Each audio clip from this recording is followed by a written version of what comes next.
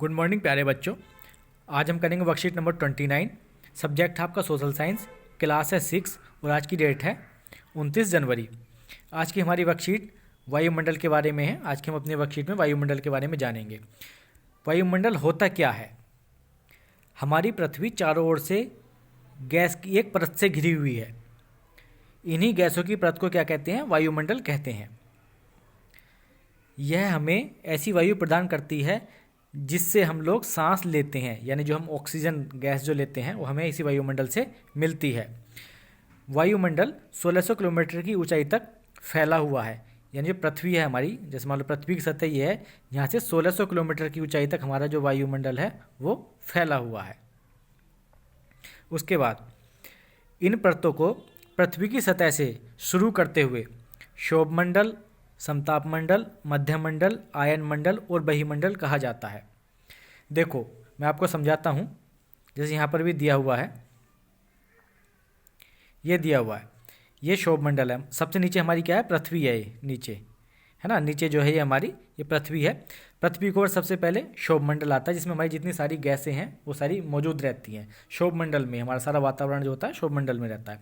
उसके बाद आता है समतापमंडल। समतापमंडल यानी जहाँ का तापमान एक जैसा रहे, ये समतापमंडल होता है। इतने बीच का, इस वाली दूरी पर पृथ्वी से ऊपर जाने पर यहाँ का जो तापमान है वो बिल्कुल एक सा रहता है, इसमें ना तो घटता है ना बढ़ता है। उसके बाद आता है मध्यमंडल। पृथ्वी के ऊपर ऊपर जैसे हम जाते जाएंगे मध्यमंडल आएगा। उसके बाद आयनमंडल आएगा। आयनमंडल के बाद जो आएगा बहिर्मंडल, यानी बाहर का जितना भी है उसे बहिर्मंडल बोल देते हैं।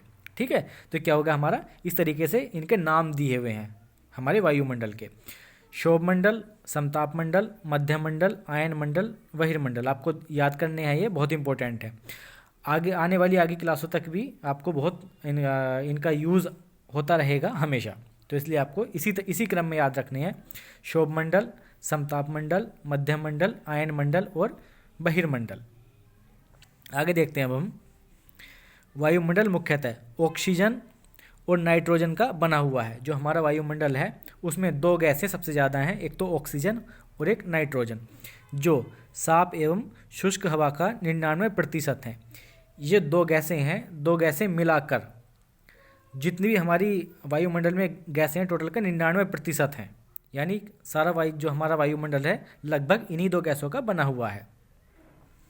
आयतन के अनुसार नाइट्रोजन 78% है और ऑक्सीजन 21% है।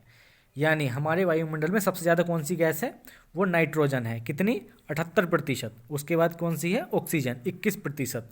तो ये दो ही गैसें हो गई 99% मिलाकर। सबसे ज़्यादा नाइट्रोजन, आपको ध्यान रखना, बहुत इंपॉर्टेंट है ये, आपको ये ध्यान रखना है। उसके बाद दूसरी गैसें जैसे कार्बन डाइऑक्साइड, ऑर्गन इत्यादि की मात्रा 1% है। यानी बाकी की जितनी भी गैसें होती हैं ना, सबकी जो मात्रा है कुल मिलाकर 1% है। और 99% में केवल दो गैसें हैं, नाइट्रोजन और ऑक्सीजन।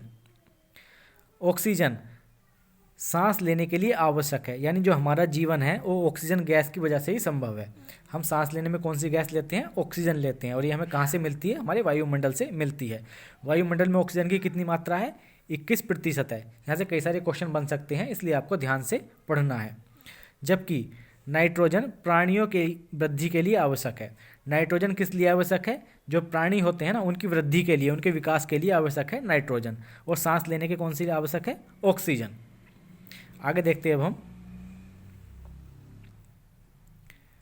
आगे है जीवमंडल। जीवमंडल क्या होता है? जीवमंडल वो होता है, वो भाग जहाँ पर जीवन मौजूद है। जहाँ पर जीवन मौजूद है वो जीवमंडल है। ठीक है, यानी जीवमंडल स्थल और हवा के बीच का एक सीमित भाग है। ठीक है, यानी जो स्थल है हमारा, धरती का जो स्थल है उसके और हवा के बीच का एक सीमित भाग है जहाँ पर जीवन संभव है। यह वह भाग है जहाँ जीवन मौजूद है। ठीक है, जहाँ पर जीवन मौजूद है उसे जीवमंडल कहते हैं। मनुष्य सहित सभी प्राणी जीवित रहने के लिए एक दूसरे से तथा जीवमंडल से जुड़े हुए हैं। जो मनुष्य हैं, मनुष्य के सहित जितने भी प्राणी हैं सभी जीवित रहने के लिए एक दूसरे से और जीवमंडल से जुड़े हुए हैं। कोई भी अकेला जीवित नहीं रह सकता है। ठीक है, तो ये हमारी वर्कशीट थी। अब हम इसके क्वेश्चन देखेंगे। सबसे पहला है, वायुमंडल में कितने प्रतिशत नाइट्रोजन है? मैंने आपको बताया था अभी, कितने प्रतिशत है? 78% है, सबसे ज़्यादा है। वायुमंडल में सबसे ज़्यादा कौन सी गैस है? नाइट्रोजन। कितनी है? 78%। पहले का आंसर हो गया 78%। दूसरा क्वेश्चन है, ऑक्सीजन का हमारे जीवन में क्या महत्व है? ठीक है, ऑक्सीजन के बिना हमारा जीवन संभव नहीं है, तो क्या महत्व है? ऑक्सीजन जो है, देख लेते हैं इसका आंसर। ऑक्सीजन सांस लेने के लिए आवश्यक है। इसका आंसर हो जाएगा हमारा सेकंड वाले का ये।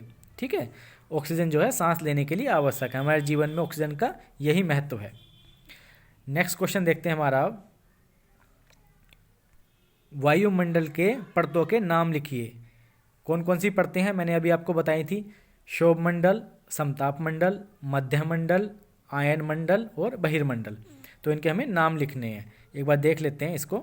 तो हमें इसका आंसर हो जाएगा थर्ड वाले का ये वाला, क्षोभमंडल, समतापमंडल, मध्यमंडल। इसे हिंदी में लिख लेंगे मध्यमंडल। ठीक है, इस तरीके से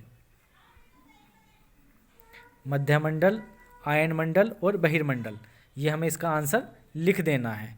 यहाँ पर भी दिया हुआ है ये। ठीक है, आप यहाँ से भी लिख सकते हो, ये यहाँ पर दिया हुआ है। ठीक है, यहाँ से देखकर आप लिख सकते हो। ये रहा क्षोभमंडल, समतापमंडल, मध्यमंडल, आयनमंडल और बहिर्मंडल। और यहाँ पर भी इनके नाम ये दिए हुए हैं, क्षोभमंडल, समतापमंडल, मध्यमंडल, आयनमंडल और बहिर्मंडल। ये हमारे थर्ड क्वेश्चन का आंसर हो जाएगा। हमारा फोर्थ क्वेश्चन है, अब जीवमंडल क्या है? तो जीवमंडल क्या है? जीवमंडल वह है जहाँ जीवन मौजूद है। तो इसका आंसर में कहाँ से लिखना? यहाँ से और यहाँ तक इसका आंसर लिख दे देना है। जीवमंडल स्थल एवं हवा के बीच का एक सीमित भाग है। यह वह भाग है जहाँ जीवन मौजूद है। मनुष्य सहित सभी प्राणी जीवित रहने के लिए एक दूसरे से तथा जीवमंडल से जुड़े हुए हैं। ठीक है, आपको इसका ये वाला आंसर लिख देना है। तो हमारी वर्कशीट थी सोशल साइंस की, वर्कशीट नंबर 29। आपको कैसी लगी ये कमेंट करके ज़रूर बताना। अगर अच्छी लगी तो वीडियो को लाइक कर देना और शेयर भी कर देना। Thank you, thanks a lot.